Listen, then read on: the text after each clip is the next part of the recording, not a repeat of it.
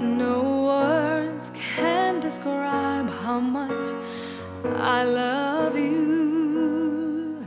Even the beauty of the sun can't compare to you. As I think of flowers, mountains, stars, and the moon, all of this is the outcome of your love. Just one word of your mouth can turn water into wine. Just one touch of your spirit my soul can heal. I see nothing can separate me from your love, 'cause I made you Lord of my life. You are the sweet taste in my mouth, Jesus, King of Kings. You are the mighty one who heals my every hurt. Jesus, I call you Lord alone, Savior on the throne. You are the sweet taste, Jesus, you alone.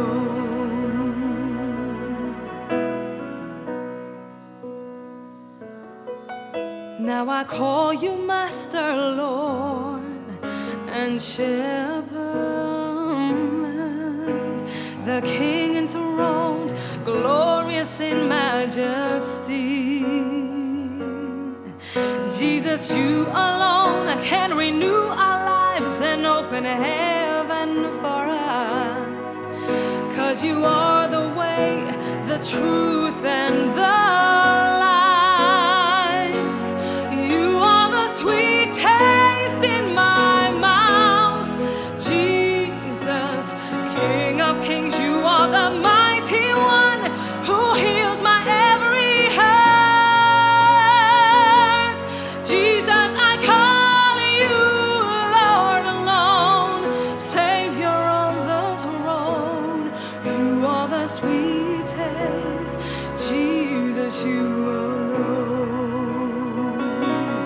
Oh, how I love you, my King. You became my everything. What can I do to serve you, Lord? I heard you calling my name. Since then, I'm not the same. I honor you, my Savior and my King.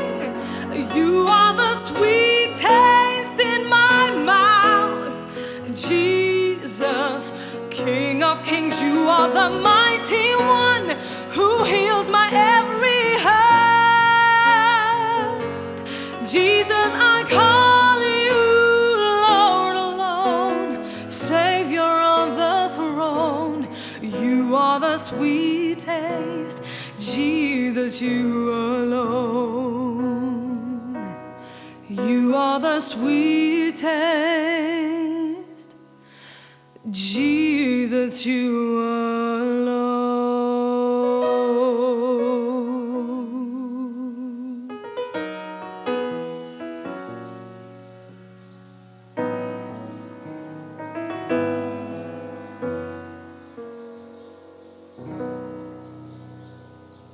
Tout à l'heure, la jeune fille qui était là disait que Jésus guérissait. Cela me rappelle une expérience que j'ai vécue il y a quelques années, alors que je visitais un ami. J'arrive chez lui et se trouvait là un jeune homme dans les 25 ans environ, en train de lire un journal. Il lisait son journal, était tranquille, et puis avec mon ami, nous parlions de Jésus. Alors manifestement, ça agaçait ce gars qui était là, ça le dérangeait. Et puis je le voyais rire un peu derrière son journal, et bien, j'ai passé outre, j'ai continué. Et voilà qu'à un moment donné, alors que mon ami venait de sortir de la pièce, on est seuls ensemble. Et ce jeune homme m'interpelle, me dit certaines choses. Après qu'il m'ait parlé, je lui dis, mais connais-tu Jésus? Il me dit, monsieur, écoutez, je n'ai pas envie de me moquer de vous, mais moi, ça ne m'intéresse alors absolument pas. Je lui dis, tu es libre. C'est ta liberté de le désirer ou de ne pas le vouloir, ou de le recevoir. Et puis, au bout d'un moment, on avait parlé également de guérison, prier pour les malades, etc. Il me dit, mais tiens, ça tombe bien, puisque je suis malade. Et je lui dis, ah bon, mais qu'est-ce que tu as? Il me dit, voilà, je suis toxicomane depuis 10 ans, je me shoote à l'héroïne et j'ai des champignons dans les poumons. Je suis un traitement médical, on m'a déjà donné plus de 200 piqûres, le traitement n'y fait rien, je crache du sang et on ne sait pas comment ça va continuer. À ce moment-là, je lui dis, si tu veux, je prie avec toi. Alors il me redit, non, écoutez, je ne veux pas me moquer de vous, je ne crois pas trop à ces trucs-là. Non, laissez. Alors, je lui ai dit, écoute, tu es libre, c'est toi qui as les champignons, c'est pas moi. Je termine mon temps avec mon ami et avant de partir, je prie tranquillement. Et en priant, je dis simplement, oh Dieu, tu vois ce jeune homme qui est là, tu le connais, manifestement lui ne te connaît pas, tu vois qu'il souffre dans ses poumons, merci de lui faire du bien. À ce moment-là, il me regarde et puis a des larmes dans les yeux, il me dit, qu'avez-vous fait? Je lui dis, mais j'ai rien fait, tu as entendu, j'ai prié, c'est tout. Oui, mais qu'avez-vous fait? Je dis, mais pourquoi réagis-tu comme ça? Il me dit, mais ça me brûle, mes poumons me brûlent, ça me brûle, et il se met à pleurer. Et je lui dis simplement, écoute, Dieu est en train de te toucher. Bien, je quitte le lieu. Quelques jours plus tard, je le vois lui à l'église. Il avait passé entre-temps à l'hôpital. On lui avait fait une radiographie des poumons, des examens également plus approfondis. Il avait été totalement guéri, libéré de la drogue. Mais là où c'est intéressant maintenant, c'est qu'aujourd'hui, il est en Amérique du Sud et il annonce l'évangile aux Amérindiens. Et ça, c'est super. De surcroît, l'infirmier qui lui avait donné le traitement médical, les piqûres, en voyant la guérison, s'est lui-même posé des questions. Il a voulu en savoir plus. Aujourd'hui, il est membre de l'Église. Il a donné son cœur à Jésus, conscient que ce n'était que Jésus qui pouvait guérir cet homme-là. Il n'a pas changé. Il est toujours le même. Et il est le même pour nous ici ce soir. Amen. Il est le même pour nous ici ce soir. Je me réjouis d'être avec autant de jeunes. Je suis à l'aise avec les jeunes puisque moi, tous les jours, j'ai un groupe de jeunes à table. J'ai 6 enfants, une fille de 19 ans, un fils de 18 ans, une fille qui va avoir 17 ans, un fils de 16 ans, et puis un dernier qui va avoir 11 ans qui est là-bas derrière, et le tout petit qui a 9 ans. Alors moi, tous les jours, j'ai des jeunes à table, avec les débats, avec tout ce qui se passe, avec l'actualité, avec les moments où ils s'aiment, avec les moments où ils se rentrent dedans. C'est super intéressant. Mais ils ont une chose en commun, ils aiment tous Jésus. Et j'aimerais vous parler de ce Seigneur ce soir. Je voudrais pour cela lire un texte dans Matthieu. Si peut-être les amis qui sont là-bas au stand, où c'est certainement très intéressant, pouvaient juste faire moins de bruit. Merci d'avance. Nous lisons là un texte qui m'a interpellé, c'est très court. Il est dit « Alors s'accomplit ce qui avait été annoncé par Jérémie le prophète. Ils ont pris les 30 pièces d'argent, la valeur de celui qui a été estimé, qu'on a estimé de la part des enfants d'Israël. Ils ont pris les 30 pièces d'argent, la valeur de celui qui a été estimé. » Et dans mon fort intérieur, en lisant ce texte, je me suis dit, mais sur quelle base et avec quels critères peut-on estimer un homme ou une femme? Quels sont les critères qui nous permettent d'estimer un homme ou une femme? Il est dit qu'ils estimèrent Jésus 30 pièces d'argent. Et ça m'a travaillé. Je me suis dit, mais sur quelle base? Sur quelle base ont-ils pu l'estimer? Sur quelle base ont-ils pu, décréter qu'il valait 30 pièces d'argent? Il est vrai qu'à l'époque, il y avait les marchés aux esclaves, n'est-ce pas? Suivant la beauté de l'esclave, suivant sa force, suivant sa sculpture physique, ceux qui étaient taillés en V, on vantait leur qualité et les enchères montaient, n'est-ce pas? Il suffisait qu'ils soient taillés. Ouais, pas comme moi. Moi, je suis taillé en V dans ce sens-là. D'autres sont taillés dans ce sens-là. Mais suivant, le physique qu'ils avaient, on les estimait et le prix augmentait. On vantait les qualités intellectuelles également.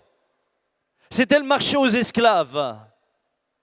Et chacun vantait son esclave pour essayer d'en tirer le prix le meilleur. Cependant, les critères d'estimation étaient, pardonnez-moi, somme toute très extérieurs. C'était surtout sur l'apparence qu'on jugeait. En fait, ce que l'esclave valait au-dedans de lui, sa vraie valeur, personne ne l'estimait. Vous allez me dire, écoutez, aujourd'hui ça a changé. Aujourd'hui ça n'existe plus. Heureusement, terminé l'esclavage, il y a eu l'abolition. On n'estime plus les gens de la même manière. Et pourtant je me dis, non, ça n'a pas vraiment changé.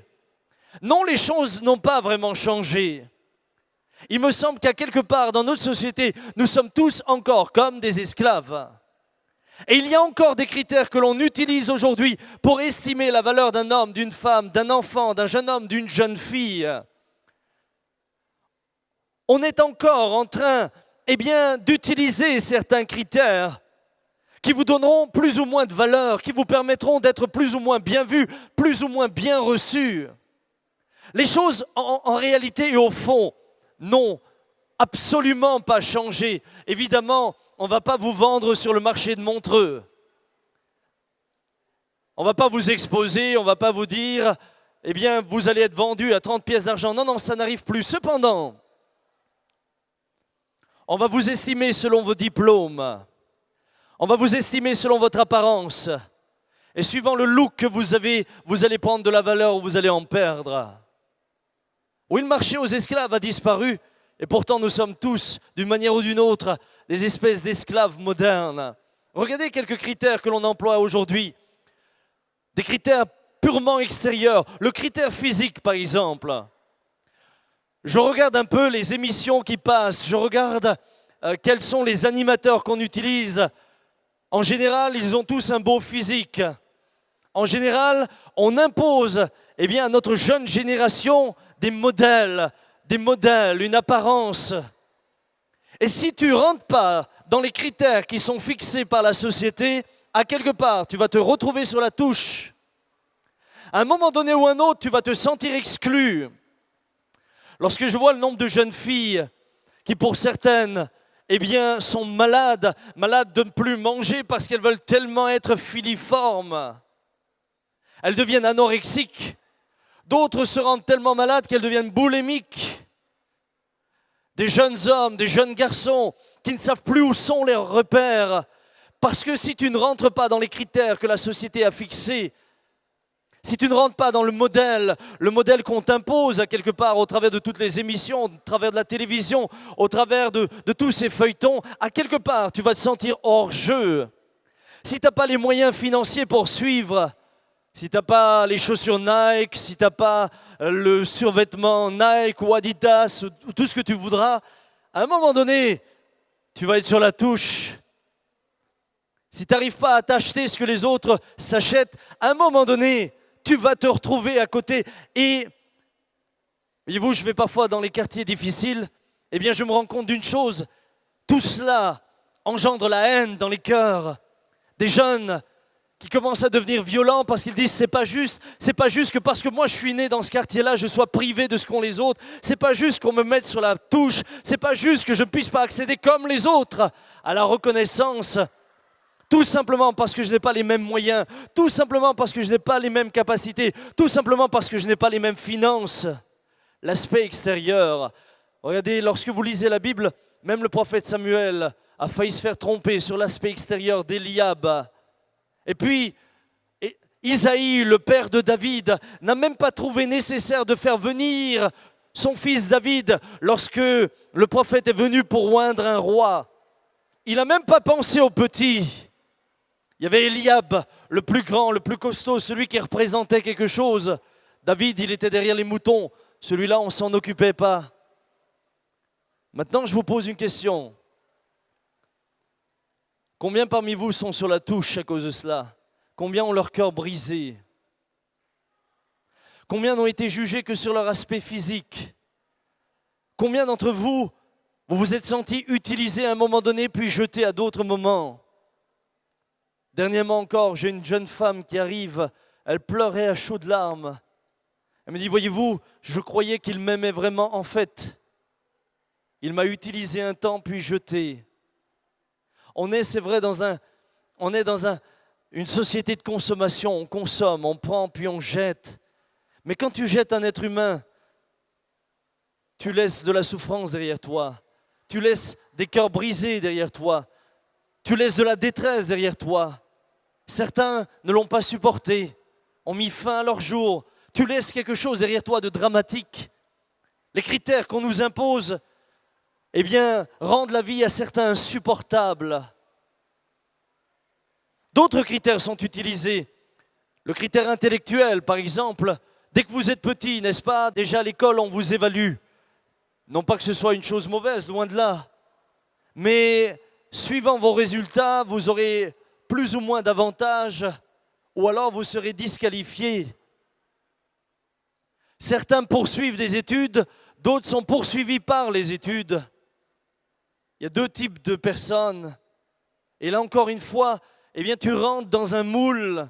Et quand tu ne conviens pas au moule qui a été imposé, quand tu ne réussis pas, à nouveau tu es mis de côté. Parfois même dans la même famille, on fait différence entre deux fils, entre deux filles, parce qu'un réussit brillamment, alors que l'autre, que voulez-vous, ce n'est qu'un manuel. On redonne des échelles de valeur, on utilise des critères qui ne sont pas fondamentalement justes, parce qu'ils sont somme toute extérieurs, parce qu'ils ne sont pas mérités. Si quelqu'un est intelligent, tant mieux pour lui, mais quel mérite a-t-il ? Ce n'est pas lui qui s'est fabriqué lui-même son intelligence. Tout ce qu'il peut, c'est la nourrir, c'est la cultiver. Mais s'il a la capacité de comprendre les choses, c'est une grâce. C'est un cadeau, n'est-ce pas? Ce n'est pas quelque chose duquel je peux me glorifier. Je l'ai reçu. L'autre n'a pas reçu les mêmes facultés. L'autre n'a pas peut-être les mêmes capacités, mais il n'en vaut pas moins pour autant. Pourtant, des parents font des différences. Pourtant, des mamans élèvent la fille qui réussit et puis celle qui n'a pas les mêmes réussites, eh bien, elle l'oublie un peu. Pourtant, des pères vont élever leur fils, celui qui est sportif, celui qui réussit, parce que l'autre, il est un peu maladroit. L'autre, que voulez-vous, bon, ça fera un bon cantonnier un jour, monsieur le pasteur, un bon cantonnier. Mais peut-être que votre bon cantonnier a une valeur intérieure extraordinaire. Cependant, malheureusement, les critères que nous utilisons pour donner de la valeur à quelqu'un, eh bien, ne nous permettent pas de juger l'intérieur, ne nous permettent pas de mettre en évidence ce qu'il a de bon au plus profond de lui-même. D'autres critères, ceux de la réussite sociale et autres. Je trouvais un article de Madame Madonna. Ce n'est pas une référence biblique, mais je la cite quand même. Je me dis, dans son style à elle, dans sa réussite et dans son cadre à elle, elle a peut-être quelque chose à dire. Et voilà ce qu'elle dit. J'ai tiré ça du journal Le Monde, journal français que vous connaissez. À 44 ans, et avec 140 millions d'albums vendus, Madonna prend le relais de Woody Allen dans la dénonciation caustique et non théorique de la célébrité. Dans un des rares entretiens qu'elle est accordée à la presse écrite avant la sortie d'American Life, Madonna affirme au magazine britannique « J'ai 20 ans de fortune et de célébrité derrière moi. J'estime être très bien placé pour dire ce qu'il en est ou pas. Tout le monde est obsédé par l'envie de la célébrité et moi je dis que c'est une connerie et qui le sait mieux que moi, Madonna. » Pendant que des millions de jeunes fans voudraient lui ressembler à cette brave dame, pendant que des millions de jeunes idoles s'habillent comme elle, font comme elle, l'imitent, en se disant qu'elle a réussi, cette même dame, elle dit, toute cette célébrité n'est que de la connerie. Il n'y a rien là-dedans, parce que les vraies valeurs ne sont pas là. Vous valez plus que tous les critères que l'on utilise. Vous valez bien plus que cela. Vous tous qui êtes jeunes, qui êtes ici. Ne vous laissez pas prendre par ces pièges. Ne vous laissez pas exclure. J'aimerais vous dire qu'il y a quelqu'un qui vous considère et qui vous considère au-delà de votre apparence, au-delà de votre look, au-delà de vos capacités intellectuelles. Il ne considère pas l'apparence, mais la Bible me dit qu'il regarde au cœur. Dieu voit ton cœur ce soir. Dieu ne juge pas ton physique. Dieu ne juge pas tes vêtements. Dieu ne juge pas ta réussite intellectuelle. Dieu ne juge pas ta réussite sociale. Si tu réussis intellectuellement, tant mieux, sois béni.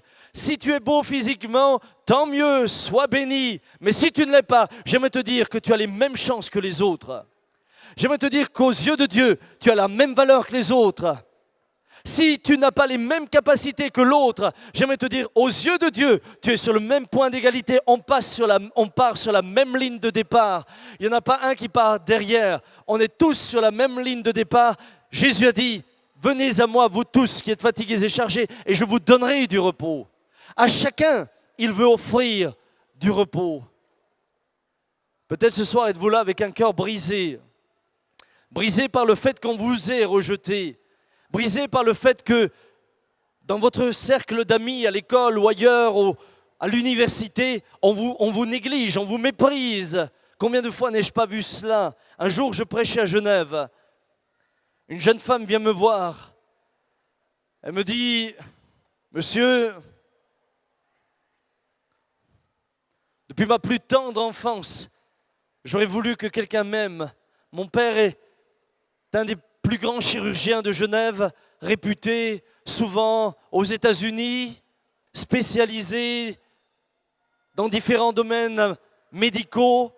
Il était toujours absent, j'ai jamais su ce que voulait dire un père. Et puis quand je suis allé à l'école, eh bien, constamment on me laissait de côté. On ne prenait pas soin de moi. Alors qu'ai-je fait? Eh bien, pour être apprécié, pour avoir des amis, sur le chemin de l'école, à mes quelques copines qui étaient là, je portais le sac. Je me retrouvais donc avec 2, 3, voire 4 sacs pour avoir des amis.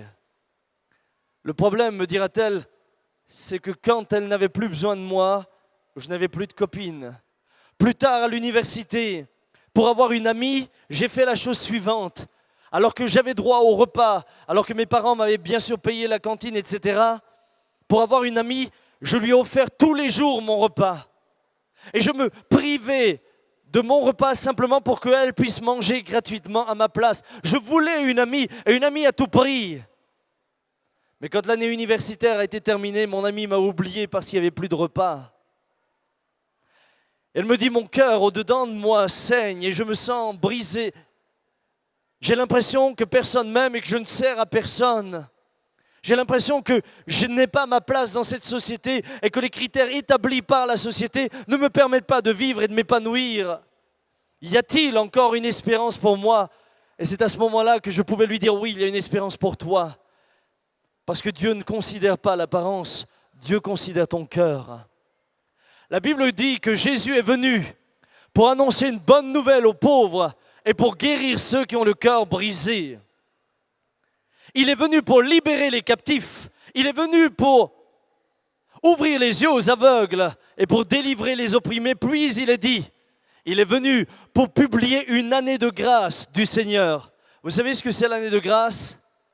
C'était la 50e année en Israël. L'année de grâce, c'est l'année dans laquelle les esclaves étaient relâchés.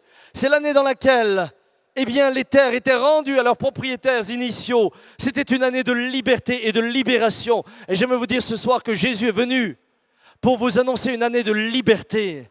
Il est venu pour vous dire qu'il y a autre chose que le système dans lequel vous êtes peut-être coincé. Il y a autre chose que les valeurs que l'on vous a imposées. À vos propres yeux, vous vous sentez peut-être être rien du tout. Mais j'aimerais vous dire, à ses yeux, vous êtes suffisamment précieux pour que lui soit venu et quitter la gloire pour mourir pour vous, donner sa vie parce qu'il vous aime. Vous avez suffisamment de valeur pour qu'il vous utilise et vous transforme. Au lieu que vous soyez esclave d'un système, au lieu que vous soyez esclave des valeurs que j'ai énumérées tout à l'heure, au lieu que vous entriez dans ce moule, il veut vous libérer et vous bénir, vous donner un avenir et de l'espérance. Voyez-vous, la Bible me parle d'un jeune homme, Daniel, il avait environ 17 ans. Il nous est dit qu'il arrivera esclave à Babylone. Tu as 17 ans, tu n'as plus tes parents, tu te retrouves dans un pays étranger, tu te retrouves avec un souverain, un roi étranger. Tu as perdu tous tes repères. Ça, c'est le cas de Daniel. La Bible nous dit qu'il va être appelé à la cour du roi. Je ne vais pas développer ce soir, mais j'aimerais vous dire une chose. Daniel qui partait dans cette carrière, entre guillemets, comme un perdant, parce qu'il n'avait rien avec lui. Il avait perdu son identité, il n'avait plus ses racines, était étranger. Peut-être es-tu là ce soir, était étranger. Peut-être que la Suisse, ce n'est pas ton pays. Peut-être que tu n'as plus tes repères, peut-être tu n'as plus ton père, tu n'as plus ta mère, ou bien tu n'as plus que ta mère et tu n'as plus ton père, tu n'as plus que ton père et tu n'as plus ta mère. Daniel partait avec un sérieux déficit affectif. Daniel partait avec un sérieux déficit identitaire. Mais il avait quelque chose. C'est que Daniel connaissait le Dieu d'Israël. Daniel connaissait le Dieu vivant. Il nous est dit de Daniel, il y avait en lui un esprit supérieur. Il n'est pas dit qu'il avait lui un esprit supérieur. Il n'est pas dit qu'il avait une haute opinion de lui-même. Non, non, pas du tout. Mais il avait en lui un esprit supérieur. Et j'aimerais te dire ce soir, si tu viens à Jésus-Christ, son esprit va venir habiter en toi et tu vas avoir un esprit supérieur en toi. Peut-être as-tu un déficit affectif, un déficit intellectuel, un déficit physique. Peut-être ne pars-tu pas aux yeux de la société sur la même ligne que les autres. Peut-être que ton physique n'est pas aussi avantageux que celui de ta copine ou de ton copain. Peut-être que tes résultats ne sont pas aussi bons que ceux des autres. Et tu pars avec un déficit et tu te dis, mais moi je n'ai pas les mêmes chances que les autres. J'aimerais te dire ce soir que tu as exactement aux yeux de Dieu les mêmes possibilités que les autres. Cependant, ça passe par une décision, recevoir celui qui est le chemin, la vérité, la vie, Jésus. Et quand lui vient dans un cœur, non seulement tu reçois le Fils de Dieu dans ta vie, mais l'Esprit supérieur, le Saint-Esprit, vient habiter en toi. Le résultat, Le résultat, c'est qu'au lieu d'avoir un Daniel complètement abattu, au lieu d'avoir un Daniel pleurant avec un déficit, au lieu d'avoir un Daniel en train de courir toujours après le succès, au lieu d'avoir un Daniel qui cherche son identité dans les autres, j'ai un Daniel qui a son identité en Dieu, qui est trempé dans ses décisions, qui est capable de faire des choix, qui est capable de dire non au roi même lorsqu'une proposition lui est faite parce qu'elle lui déconvient simplement sur la base de ce qu'on lui propose n'est pas en accord avec ce que Dieu attend de lui. Ce Daniel-là, non seulement ne va pas être influencé par Babylone, mais c'est Daniel qui va influencer Babylone. Écoute bien, Daniel ne va pas être influencé par Babylone, mais c'est lui qui va influencer sa génération. Daniel ne va pas commencer à agir comme les Babyloniens. Daniel va refuser les mets souillés de la table du roi. Il va refuser le vin de la table du roi. Il va dire aux responsables, à l'eunuque qui était responsable de ces jeunes gens, il va leur dire, mets-nous au défi. Mets-nous au défi. Pendant 10 jours, nous ne mangerons pas de la nourriture de la table du roi. Après les 10 jours, compare-nous à ceux qui mangent de cette table et tu verras que nous aurons meilleure mine. J'ai un message ce soir pour tous les jeunes gens ici. Si ton identité est en Dieu, avec tous les déficits avec lesquels tu as pu venir dans ce lieu ce soir, si ton identité est en Dieu, il va te donner un esprit supérieur. Et cet esprit supérieur te permettra dans ta génération d'être différent. Alors que le monde te dit, bois, sors, amuse-toi, drogue-toi, couche à droite, couche à gauche. Tu vas pouvoir dire, à cause de mon Dieu, je ne ferai pas ces choses, mais je te garantis que la différence se verra et que l'on verra clairement que toi, tu as quelque chose que les autres n'ont pas. Ton visage sera plus rayonnant que celui de tous ceux qui font ce qu'ils ont envie de faire à l'apparence, mais dont ils sont en réalité esclaves. Dernièrement, j'ai un jeune homme de l'église, un gars, c'est un gars que j'aime beaucoup, un gars génial, un beau garçon. C'est pas à moi de dire ça, mais enfin, mais vraiment un beau gars. En plus de ça, Dieu lui a permis d'être intelligent. Et voilà qu'il est invité à une fête de fin d'année. Un copain d'université qui organise une fête et l'invite à venir. C'est pas parce qu'on est chrétien qu'on peut plus faire la teuf, hein. C'est pas parce qu'on est chrétien qu'on peut plus participer à cela. Il y va, il participe à la fête, et puis tout d'un coup, il s'est rendu compte que ça commence à devenir chaud. Certains levaient souvent le verre. Et puis au bout d'un moment, il a ressenti que ça commençait alors là à dégénérer. Et je crois qu'il y a un moment donné où les chrétiens doivent être capables de dire non, je ne reste pas. Son ami lui avait dit, si tu veux, tu peux dormir là ce soir. Alors quand il a vu que ça commence à dégénérer, ça commence à ne plus être très, très sain comme ambiance, il s'est retiré tranquillement, il est allé vers l'endroit où on lui avait dit qu'il pouvait dormir, et puis il s'est mis au lit, il a laissé les autres faire la fête. Rien dit à personne, c'est un gars très discret. Voilà qu'il est au lit. Il vient de se coucher, tout d'un coup la porte de la chambre s'ouvre. Une jeune fille entre, elle se déshabille, se met toute nue, pour se glisser dans son lit. Bien sûr, elle l'avait repéré. Et mon jeune gars me dit, tu sais Sam, c'était pas facile. Et évidemment que je le comprends que c'est pas facile. C'est pas parce qu'on est chrétien que nos hormones ne fonctionnent plus. Mais il me dit, dans mon cœur, j'avais arrêté une décision. Et je sentais Maintenant, tu as un choix à faire et Dieu te donne la capacité de choisir. Il m'a dit, Sam, cet esprit supérieur qui est en nous, le Saint-Esprit, m'a donné la possibilité de la laisser se coucher. Moi, je me suis relevé, je me suis habillé et j'ai quitté la chambre, puis je suis retourné chez moi. Ça, mon ami, ça, j'en cherche des comme ça. Des jeunes gars, des jeunes filles qui sont capables de dire « Non, on ne se livrera pas à l'immoralité de notre génération. Non, je ne me coucherai ni à droite ni à gauche. Non, je ne ferai pas cela. » Ma fille, à un moment donné, elle se marie l'année prochaine, elle a 19 ans, a pris un traitement. Elle arrive chez le médecin et le médecin lui dit « Jeune fille,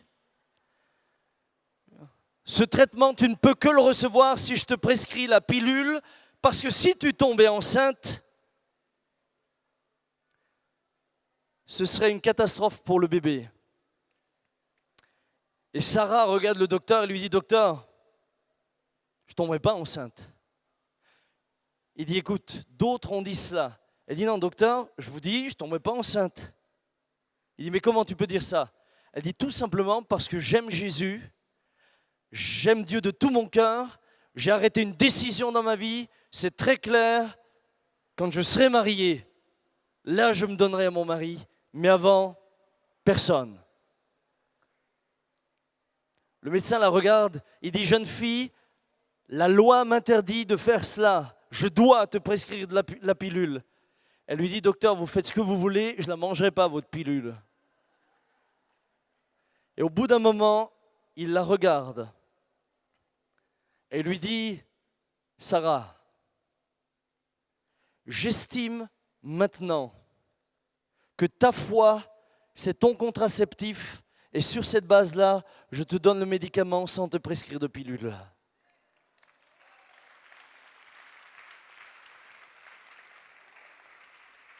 J'aimerais vous dire, il y a dans notre pays, enfin dans votre pays, dans mon pays, c'est de l'autre côté de la frontière, il y a des jeunes gens qui se lèvent, qui ont compris qu'ils n'avaient pas besoin d'être esclaves des critères que la société leur impose, qu'ils n'avaient pas besoin d'être le plus beau ou la plus belle pour être heureux, qu'ils n'avaient pas besoin d'être le meilleur au niveau intellectuel ou la meilleure pour être heureux, qu'ils n'avaient pas besoin de réussir aux yeux du monde pour être heureux, mais que la présence de Dieu dans leur vie et l'esprit supérieur en eux leur permettrait d'avoir une vie heureuse avec un avenir et de l'espérance. Des jeunes gens qui sont capables de dire « Non, roi de cette terre, je ne mangerai pas des mets souillés de ta table, pas plus que Daniel en a mangé de la table du roi de Babylone. Mais je sais une chose, que si je laisse ces mets de côté, mon Dieu me donnera une vie plus heureuse que celle que je pourrais mener. Quand même, je goûterai à tous les péchés que le roi de ce monde, Satan lui-même, me propose. » Ça vaut la peine de le suivre. Ça vaut la peine de le suivre. Ça vaut la peine, mon ami, de le suivre. Je te le dis de tout mon cœur et du fond de mes entrailles, ça vaut la peine. Je l'ai dit cet après-midi, j'avais 17 ans lorsque la première fois j'ai annoncé l'évangile.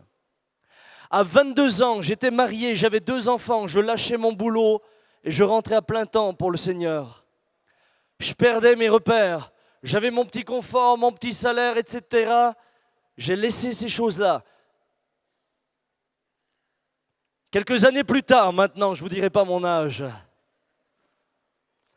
Je ne suis pas encore fossilisé, mais en voie de fossilisation.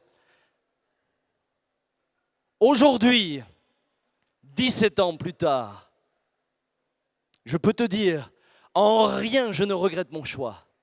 En rien. Et s'il me fallait recommencer, je recommencerai. Et c'est pourquoi j'ai envie de dire à cette génération, vous avez la possibilité d'avoir une vie extraordinaire. Mais pour cela, laissez venir l'esprit extraordinaire en vous, l'esprit de Dieu. Accueillez-le et votre vie sera une vie dans laquelle vous aurez de l'aventure. Et votre vie sera une vie dans laquelle vous aurez de la joie.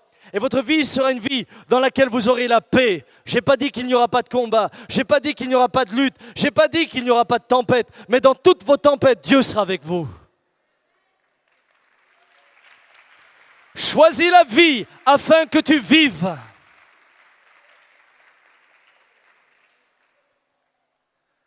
Ce soir, c'est l'heure de Dieu pour toi. Comme ça a été un jour l'heure de Dieu pour moi, comme ça le reste. C'est de tout mon cœur que je sers le Seigneur depuis toutes ces années. C'est avec joie que je vois maintenant mes fils et mes filles s'engager. Parce que moi je suis engagé, non.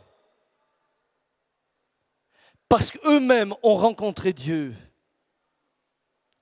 Parce que je serai le modèle parfait, non, je ne suis pas le modèle parfait.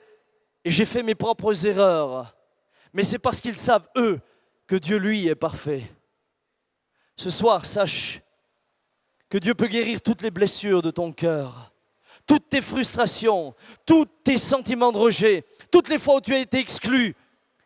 Jésus est venu pour guérir les cœurs brisés. Mais en même temps, j'aimerais te dire, il veut mettre en toi un esprit supérieur.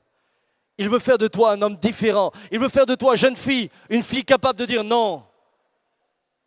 Il veut faire de toi, jeune homme, un homme capable de dire non au monde et de lui prouver au monde qu'en étant différent, on peut être parfaitement heureux et mieux réussir encore. Ce soir, il t'appelle. Et au-delà de ta vie ici-bas, le temps viendra où tu fermeras tes yeux